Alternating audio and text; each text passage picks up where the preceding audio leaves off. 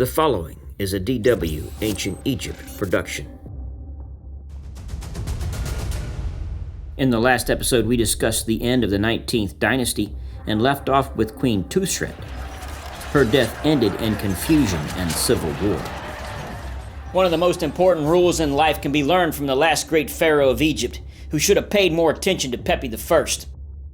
Be careful of a disgruntled queen.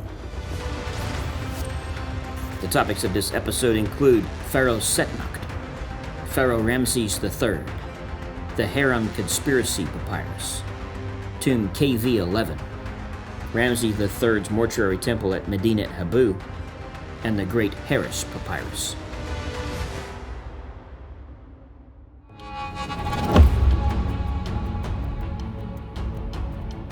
A rise of new order began under Pharaoh Setnakhte, who established the 20th dynasty.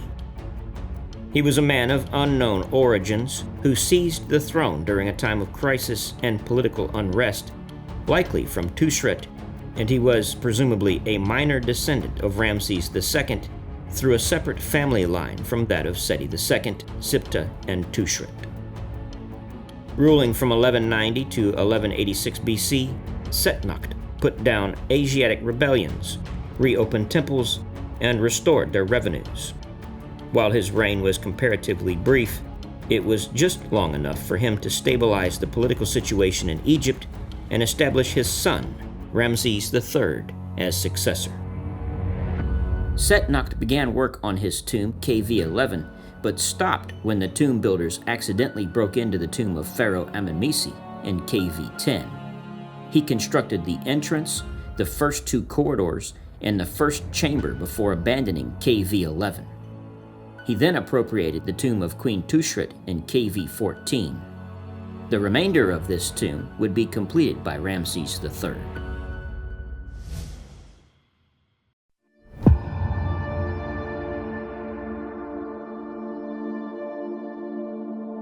The last of the great pharaohs of Egypt, Ramesses III consolidated his position and continued his father's efforts to stabilize the country.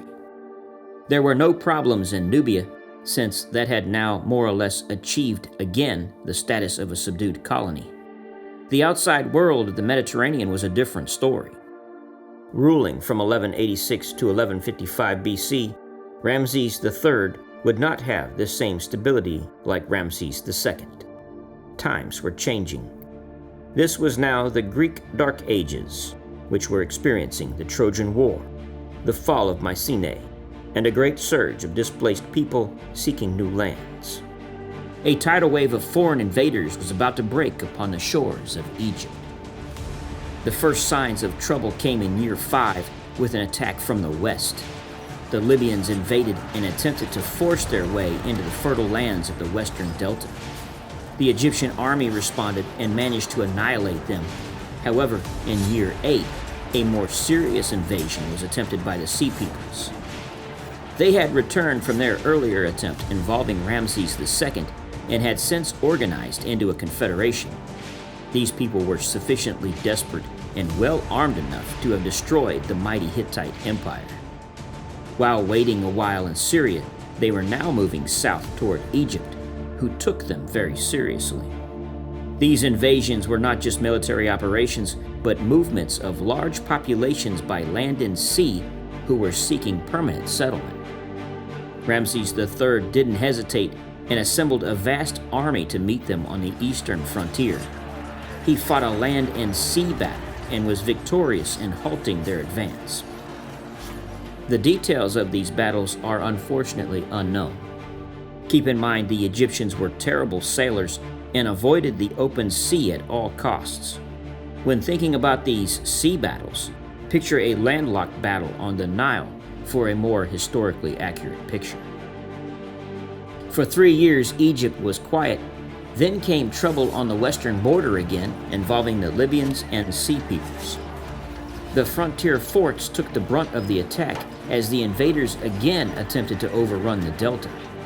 The campaign description occurs on the inner north side wall of the first pylon at Ramses III's mortuary temple at Medinet Habu. The heavy cost of these battles slowly exhausted Egypt's treasury, and contributed to the gradual decline of the Egyptian Empire in Asia. Every battle won was attributed to the god Amun, and the spoils of war were building up the wealth of the Amun priesthood. This was going to have disastrous consequences in the following dynasty. Ramses III and Ramses II were not related. The third is from the 20th dynasty, and the second is from the 19th, but Ramses III wanted to be like him. He even named his sons after the great, using names like Amun-Herkhotep and Kayam-Waset. Like Ramses II, the third would outlive these sons, who would be buried in the Valley of the Queens. The last 20 years of his reign are not documented, a kind of mystery, one that points to a period of decline.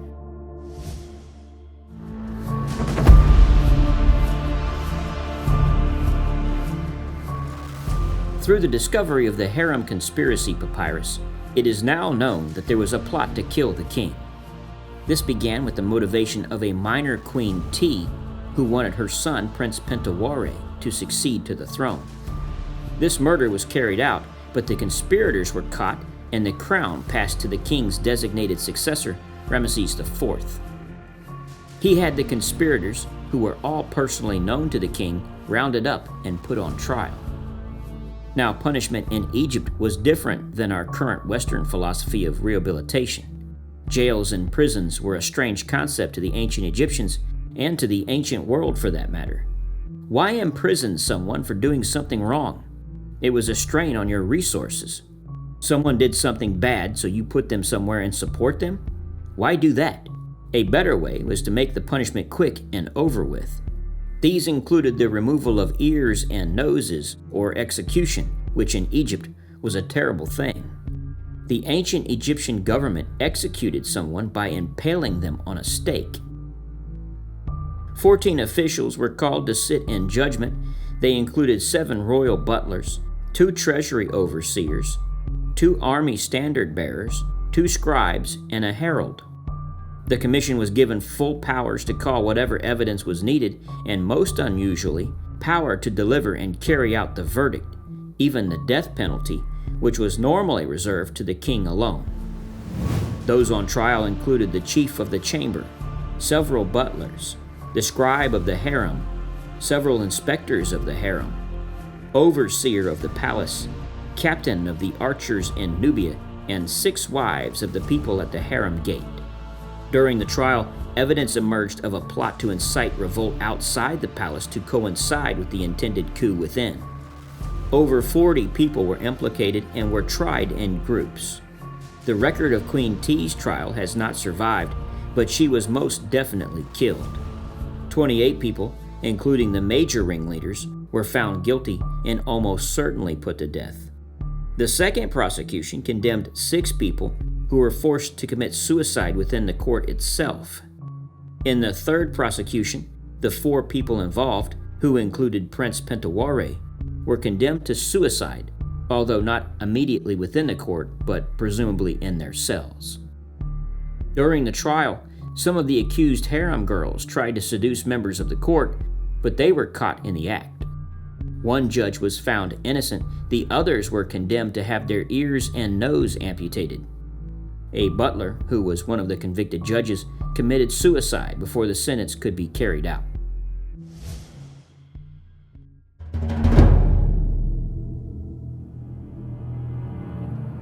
Ramesses III was buried in tomb KV-11, one of the largest tombs in the valley.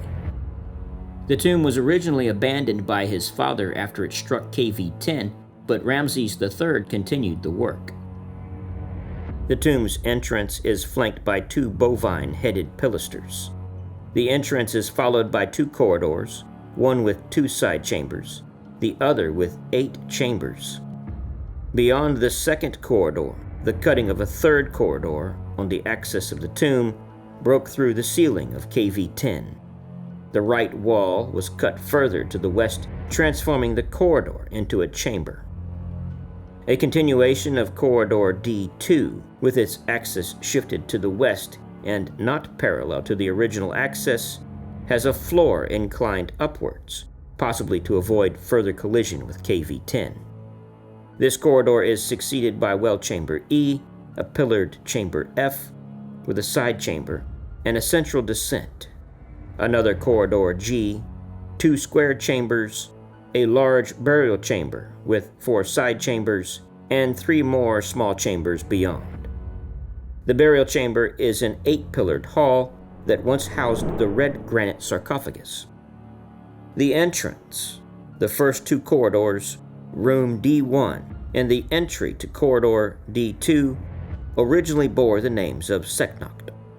These were, however, re-inscribed for Ramesses III, for whom the remainder of the tomb was decorated as well. The 188-meter-long tomb was beautifully decorated. He has one of the most unique scenes in his tomb. Only the nobles produced secular scenes on their tomb walls to show the gods where and what they wanted to do in the afterlife. The royalty, the kings, had to produce religious scenes. Ramesses III does this, but he also creates one of the only secular scenes in a royal tomb. It's a scene of 2 harpists, although now much damaged when compared to the earlier copies made when it was first discovered. The tomb is often referred to as the Tomb of the Harpers.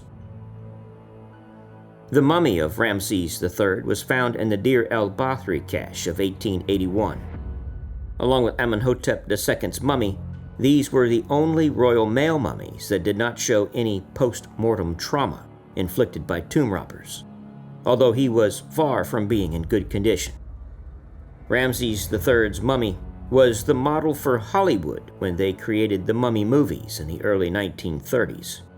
Movies like The Mummy's Tomb, The Mummy's Hand, The Mummy's Curse. Not the Boris Karloff's original mummy movie, but the sequels. As Egyptologist Bob Breyer notes, the scarf around his neck was modeled after Ramesses III's mummy. The mummy had been in such bad shape that when the mummy was refurbished in ancient times, the Egyptian priests used a stick to hold the head on and wrapped a piece of linen around the neck to help secure his head in place and to hide that the neck was damaged.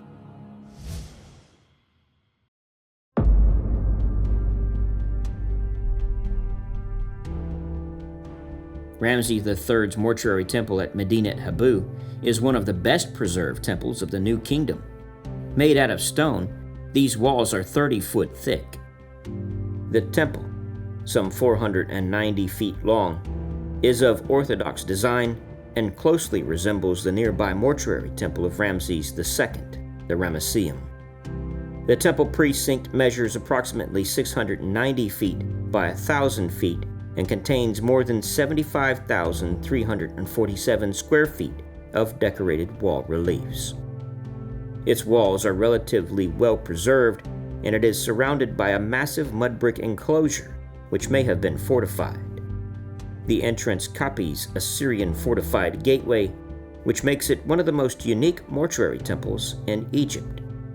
The first pylon leads into an open courtyard, lined with colossal statues of Ramesses III as Osiris on one side and uncarved columns on the other. The second pylon leads into a peristyle hall, again featuring columns in the shape of Ramesses.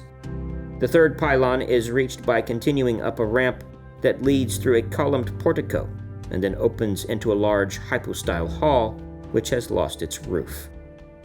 Reliefs and actual heads of foreign captives were also found placed within the temple, perhaps in an attempt to symbolize Egypt's control over Syria and Nubia. On the outer north wall, scenes from his campaigns against the Sea Peoples are depicted. One of the most interesting scenes includes a Philistine prisoner who is easily identified by his very distinct headdress. This location was also used as a palace when he was in Thebes for official occasions or religious festivals. His primary residence was in Memphis, the administrative capital.